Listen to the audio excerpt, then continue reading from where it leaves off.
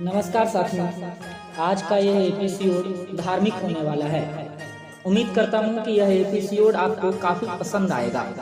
आज मैं अपना शिक्षण संस्थान उज्जवल कॉन्सेप्ट खिजरसराय से लोक आस्था के महान पर्व छठ के पावन अवसर पर प्रसाद के रूप में नारियल वितरण कर रहा हूँ।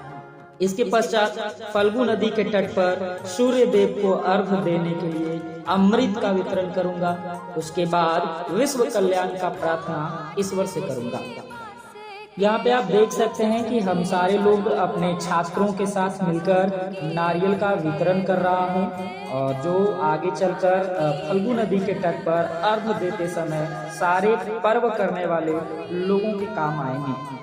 बताते चलूं कि छठ का यह महान पर्व साल भर में 2 बार मनाया जाता है। आप देख रहे होंगे कि उज्जवल कॉन्सेप्ट का हमारा यह बैनर हमारे शिक्षण संस्थान को बता रहा है। हम लोग अपने संस्थान के सामने ही नारियल वितरण का कार्यक्रम कर रहा हूँ। यह त्योहार यानी छठ का महान पर्व साल भर में 2 बार मनाया जाता है। पहला, कार्तिक मास की चतुर्थी तिथि को नहाय खाए से लेकर सप्तमी तिथि को उगते सूर्य को अर्घ्य देकर इसका समापन किया जाता है।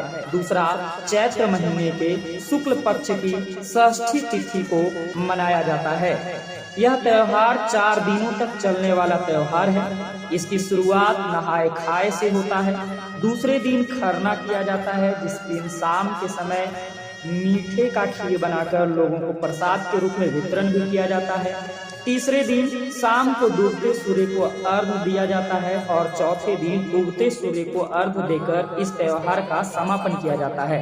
आप देख सकते होंगे कि ये खिजरसराय में केनी मोड़ के पास हमारा संस्थान उज्जवल कॉन्सेप्ट, जहां से हम सारे लोग नारियल वितरण करने के बाद अब फल्गु नदी के तट पर पहुंचने ही वाले हैं। हमारे साथ कुछ छात्र भी जुड़ रहे हैं, जो आपको पीछे वीडियोज में दिख रहे होंगे। इस पर्व में लोग 36 घंटे का उपवास करते हैं। काफी महान पर्वों में से एक माना जाता है इसे। यह भारत के सबसे चर्चित त्योहारों में से एक है, और बिहार, उत्तर प्रदेश, झारखंड, मध्य प्रदेश, छत्तीसगढ़ इत्यादि राज्यों में धूमधाम से मनाया जाता है। अब यह छठ का त्योहार विश्व भर में प्रसिद्ध होता जा रहा है। आप देख रहे होंगे कि हम इस छठ के त्योहार पे, इस पावन अवसर पे लोगों को, जो छठ करने वाले लोग हैं, उनके परिवारगण को दूध वितरण किया जा रहा है। ये हमारे कुछ छात्र हैं, पीछे हमारी एक बहन है तन्नू, और इसके साथ साथ बहुत सारे छात्र हैं जो दूध वितरण का कार्यक्रम किया जा रहा है। इस पर्व को मनाने के पीछे आपको एक धार्मिक कथा बताता हूँ।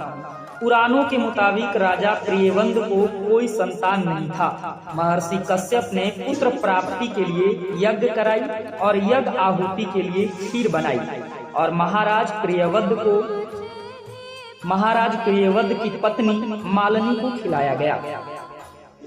भगवान की असीम अनुकंपा से महाराज को पुत्र प्राप्त हुआ, लेकिन वह मृत पैदा हुआ। दुखित महाराज पुत्र को लेकर शमशान अपने प्राण त्याग देने की इच्छा से गए। तभी भगवान ब्रह्मा की मानस पुत्री प्रकट हुई। राजा ने पूछा, आप कौन हैं? उन्होंने कहा, सृष्टि की मूल प्रवृत्ति के 6ठे अंश से उत्पन्न होने के कारण मैं षष्ठी हूँ।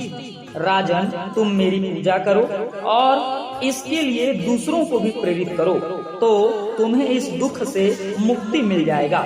इसके बाद राजा ने पुत्र इच्छा से देवी षष्ठी का व्रत किया और उन्हें पुत्र रत्न की प्राप्ति हुई। तभी से माता षष्ठी यानी छठी मैया की पूजा होते चली आ रही है। यह हमारे पुराणों की एक कथा के अनुसार मैंने आपको बताया कि छठ का त्योहार कब से और क्यों मनाता जा रहा है। खासकर यह छठ का त्योहार संतान प्राप्ति के लिए और अपने सभी प्रकार के मनोकामनाओं की पूर्ति के लिए एवं लोक कल्याण की बात करने के लिए किया जाता है। आप देख रहे होंगे कि हम सारे लोगों के बीच उगते भगवान सूर्य को अर्घ्य देने में अपना कुछ अहम योगदान निभा रहा हूँ। भगवान की कृपा से हम सारे लोगों को ऐसा अवसर प्रदान हुआ, जिससे यह त्योहार करने वाली महिलाओं के सामने अपने ही हाथों के द्वारा और छात्रों के द्वारा मिलकर अर्घ देने का कार्य किया जा रहा है। अब मैं अर्घ देकर ऊपर घाट के ऊपर पानी के ऊपर निकलकर खड़े हूँ और यहाँ से कुछ ही देर बाद फिर से पानी में अंदर जाने का प्रयत्न करूँगा।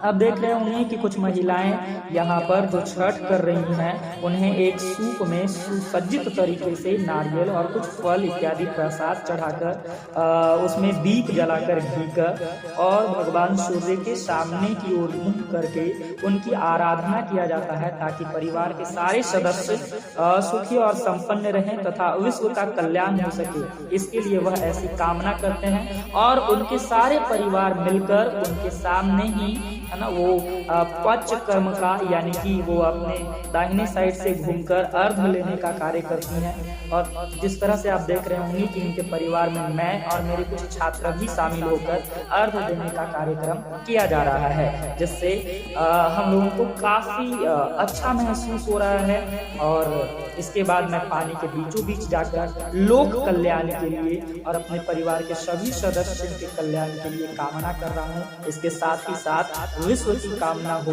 और शांति की स्थिति बनी रहे, लोग प्रकृति से हमेशा जुड़े रहें, साफ सफाई करते रहें, ये कामना लेकर मैं भगवान सूर्य से ये प्रार्थना कर रहा हूँ। प्रार्थना करने के बाद मैं बाहर निकलूंगा और उसके बाद ये पूरा कार्यक्रम हमारा समाप्त हो जाता है। मैं जल को लेकर के भगवान सूर्य को समर्पित कर रहा हूँ और यह जल देने का हमारे सनातन धर्म में एक विधि है, जिससे हम लोग भगवान सूर्य को प्रसन्न करने का प्रयास करते हैं। इसके बाद मैं बाहर निकलता हूँ और यह कार्यक्रम